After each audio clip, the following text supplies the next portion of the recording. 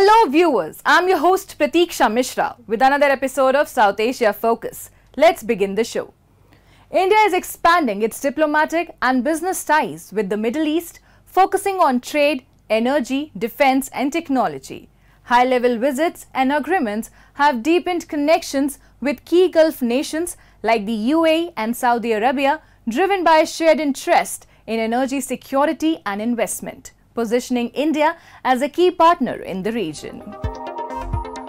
India-UAE relations have deepened with the strong economic, strategic and cultural ties, making the United Arab Emirates a key partner in India's Gulf strategy.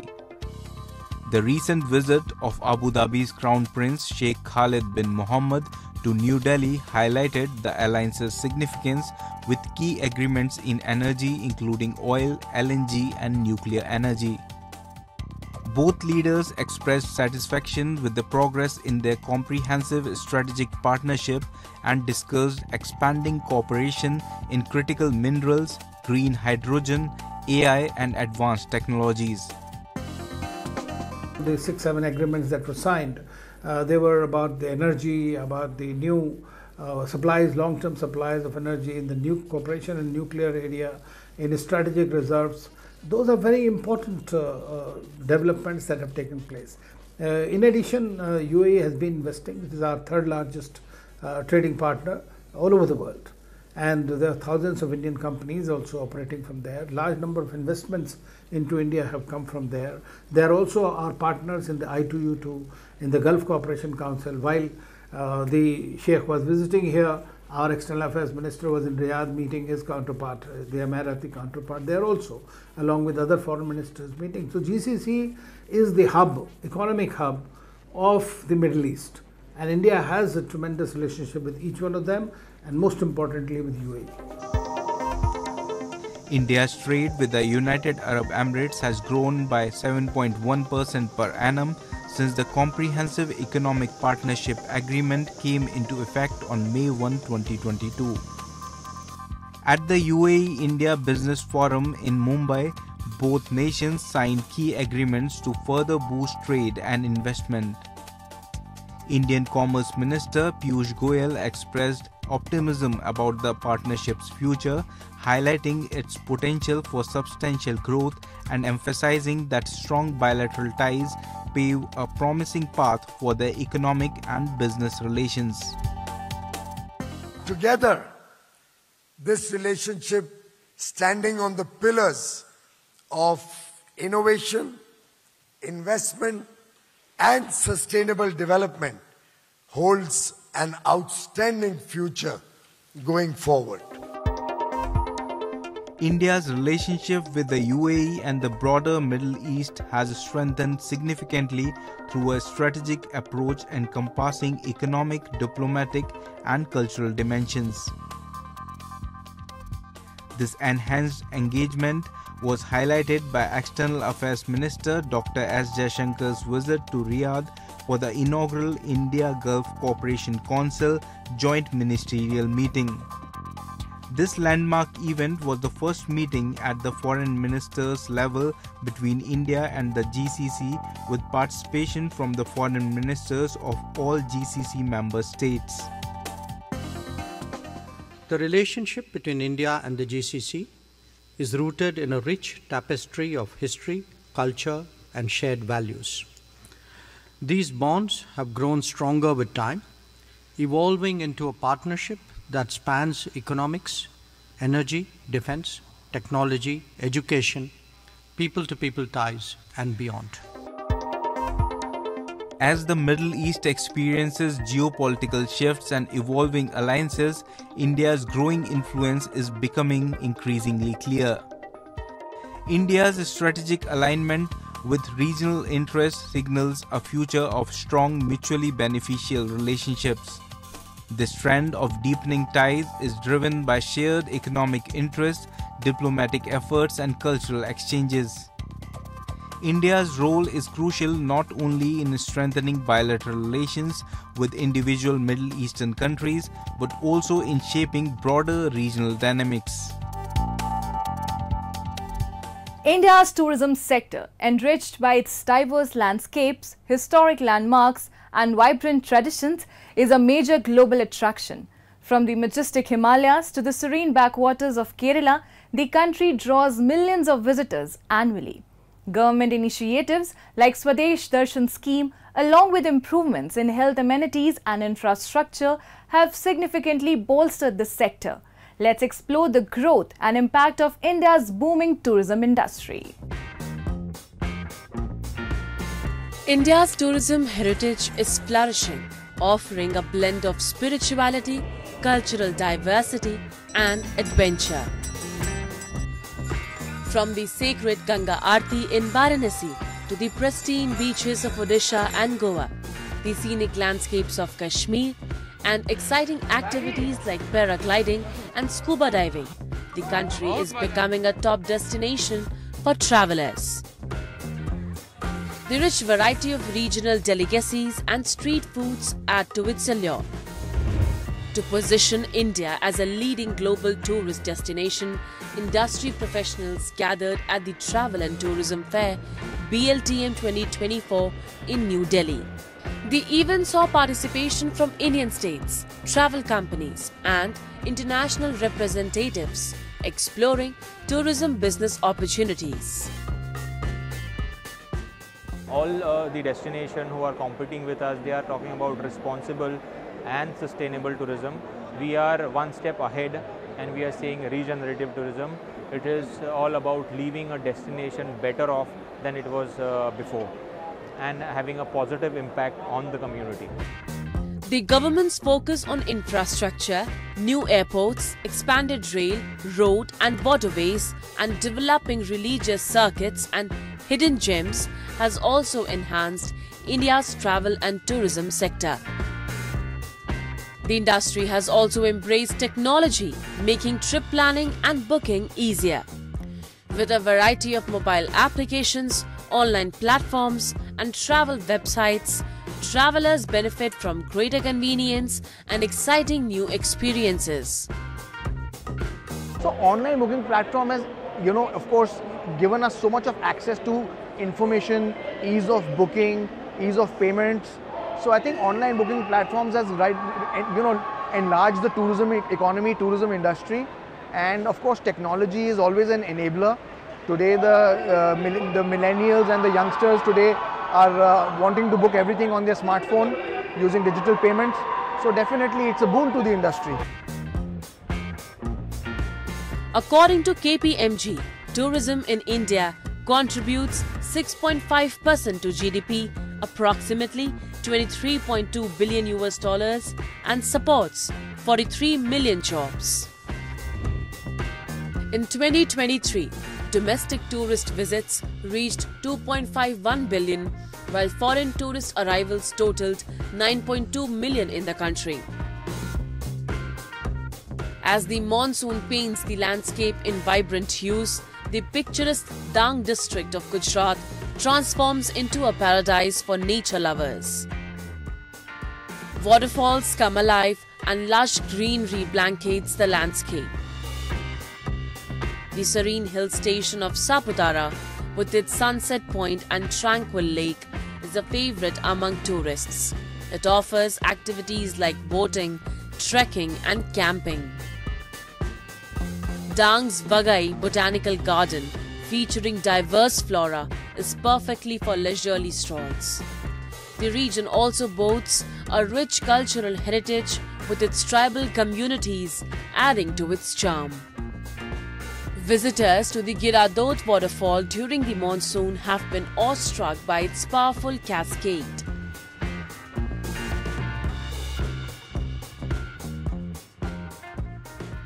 आप मेरे और मेरे परिवार के चेहरे से बता सकते हैं कि कैसा लग रहा है। फिर भी मैं बताना चाहूँगा कि ज़्यादा नहीं तो सिर्फ एक बार तो यहाँ पे आना ही चाहिए, और अगर आपके पास टाइम है तो 2 बार आइए, 3 बार आइए, जब भी आपका मन करे। अगर आपको प्रकृति के साथ थोड़ा समय बिताना है तो ज़रूर आइए। हम सब नेचर लवर्स हैं, हमको सबको नेचर प्लेस पे जाने का बहुत बढ़िया शौक़ रहता है। वैसे सासनगिर भी पूरा नेचुरल ही है, लेकिन यहाँ की ब्यूटी उससे कहीं ज़्यादा है क्योंकि ये हिल स्टेशन है वन ऑफ द। और सेकंड रीज़न यहाँ पे है, यहाँ की जो हाइट की वजह से जो इसको एलिवेशन मिलता है, इसका जो ठंडी हवाई का जो फील होता है, एक्सपीरियंस होता है, वो एकदम बढ़िया रहता है। तो यहाँ सबको तरह के रिफ्रेशमेंट ज़्यादा मिलता है आपको। No visit to Dang is complete without experiencing the craftsmanship of local artisans. Bamboo products, intricately woven by skilled hands, reflect the region's rich cultural heritage. Tourism supports local tribal communities who engage in organic farming and craft bamboo products which are abundant in Dang. वो bamboo की चीज़ ही बहुत demand करते हैं, सब bamboo की वो चीज़ ही लेने को आते हैं, सब लकड़े की वस्तु बाम्बू की सब है, वही सब पसंद करते हैं वो लोग। यही सब काम धंधा सब ये बाम्बू लाते हैं, यही सब बना बना के काम धंधा वो सब घर पे बना बना के सब बेचते हैं, यही रोजगार उसके चल रहे हैं। Ecotourism in India is thriving, fueled by a growing focus on environmental conservation and sustainable travel. Initiatives in regions like the Western Ghats and the Himalayas promote sustainability and support local communities, preserving natural beauty and enriching experiences. This trend advances environmental stewardship and provides economic benefits, making ecotourism a vital and expanding sector. Time now for Asia This Week, the stories from across the continent. The Japanese government strongly condemned North Korea after Pyongyang fired multiple short-range ballistic missiles off its east coast on September 12. Speaking at a regular news briefing, Japanese Chief Cabinet Secretary Yoshimasa Hayashi said at least 2 ballistic missiles from North Korea flew more than 350 km to an altitude of about 100 km. The missiles appeared to have landed outside Japan's exclusive economic zone and there had been no reports of damage, said Hayashi. It is the first such launch by North Korea in more than 2 months.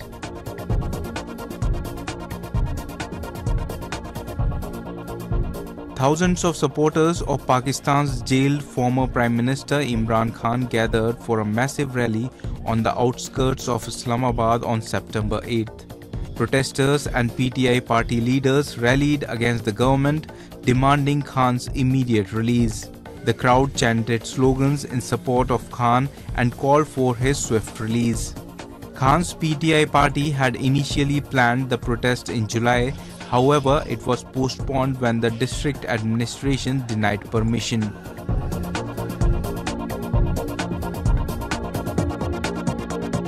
Iraq and Iran are to activate security agreements between both countries, Iranian President Masoud Pezeshkian said during his first foreign trip to Iraq.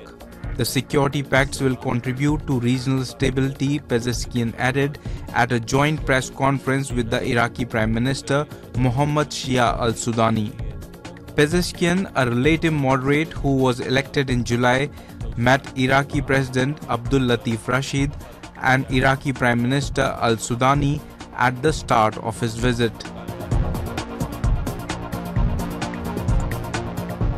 Let's now move to Pakistan-occupied Jammu and Kashmir, which has significant potential for hydropower generation. Despite this, its residents are facing severe and persistent power shortages, which have critically undermined local economic activity. Take a look. Residents of Pakistan-occupied Jammu and Kashmir are growing increasingly exasperated with the relentless power outages that are disrupting their daily routines and stifling economic progress. Although there was a reduction in electricity prices after a series of fatal protests in May, the situation has only worsened, with power cuts becoming even more frequent. Local businessmen expressed their frustration, noting that even when power is available, the low voltage makes it challenging to operate essential appliances like fans, severely affecting business operations. They emphasize the critical need for a significant overhaul of the region's outdated power infrastructure to alleviate these persistent issues and restore normalcy to both residential and commercial life. Structure वही पुराना है, लाइनें वही पुरानी बिछी हुई हैं, तलब ज़्यादा बढ़ गई है और निज़ाम जो है वो अपग्रेड नहीं कर रहे हैं, निज़ाम को इन्हें बेहतर नहीं कर रहे हैं, वही इन्हें फॉल्ट है लाइनों में, वही पुरानी वही इन्हें लाइनें जो बिछी हुई हैं। तो अब जो है ना नए सिरे से इसको जो है ना वो मुनाज़िम करने की ज़रूरत है। स्ट्रक्चर जो है इसको अपग्रेड किया जाए ताकि जितनी आबादी है उसके मुताबिक जो है पानी और बिजली के जो है ना वो ज़रूरत और तलब को जो है ना पूरा किया जाए। Residents of Pakistan-occupied Jammu and Kashmir are increasingly condemning the Neelam Jhelum hydropower project as a major disappointment, arguing that it has failed to deliver the promised benefits. They are demanding a transition toward more sustainable and locally focused energy solutions that better address their needs. Many believe that project shortcomings highlight the need for innovative approaches tailored to the region's unique challenges rather than relying on large-scale, top-down initiatives that do not effectively resolve local issues. तो आज़ाद कश्मीर में potential मौजूद है, पूरे आज़ाद कश्मीर में, ना कि सिर्फ मुजफ्फराबाद की बात, पूरे आज़ाद कश्मीर में जगह जगह ये mini hydel station hydel project को लॉन्च करें, कम खर्चा और इनको इन्हें जो है ना रिटर्न वो ज़्यादा होगा, हुकूमत को जो है ना आमदन का एक ज़रिया भी बन जाएगा। तो ना तो वो इन्हें पाकिस्तान के ग्रिड स्टेशन में जाएगा, वहाँ से वापस आके हमें मिलेगा। The residents of POJK have long criticized their local authorities as mere puppets of Islamabad, alleging that these officials are primarily focused on channeling resources to enrich the central government rather than addressing regional concerns. The local populace feels that their pressing issues are consistently ignored, with governance centered around benefiting Islamabad's treasury through economic exploitation.